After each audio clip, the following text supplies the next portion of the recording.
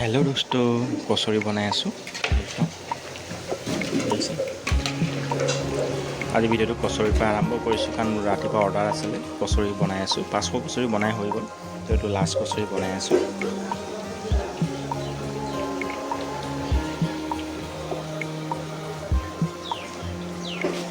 আৰু এইফালে চাওক কচুৰি ধুনীয়া কালাৰ হৈ গ'ল দেখিছে চাওক কিমানটা ধুনীয়া হৈ গ'ল কচুৰি দেখিছে তো এনেকৈ কালাৰ হ'লে নমাই দিব লাগিব বাহিৰলৈ আৰু ইয়াক নমাই লগতে খাব পাৰিব গৰম গৰম দেখিছেনে কাৰণ ঠাণ্ডা কচুৰিটো কি হয় ঠাণ্ডা দিনত এতিয়া বতৰ ঠাণ্ডা আছেতো কচুৰিটো গৰম গৰম খাব লাগে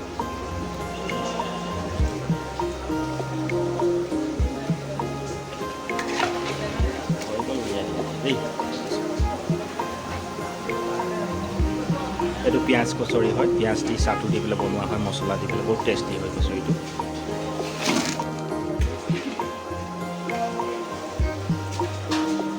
চাওক গজা বনাই দিলোঁ কিমান ধুনীয়া গজা আছে চাওক খাবলৈ খুব সোৱাদ হয় গৰম গৰম গজা খালে খুব টেষ্টি হয় বুজিছেনে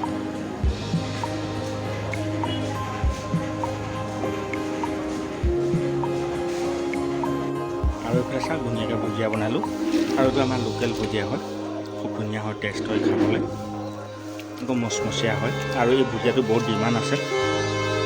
ডেইলি 4 কেজি 5 কেজি ভুজিয়া বেচনৰ ভুজিয়া বনাওঁ ডেইলি খতম হৈ যায় আৰু ইয়াত খাবলৈ টেষ্ট হয় কেলৈ জানেনে মই নৰসিংহ পাতটো দিওঁ দেখিছেনে খুব টেষ্ট হয় খাবলৈ সেইটো এনেকৈ ভুজিয়া বনাবচোন আপোনালোকে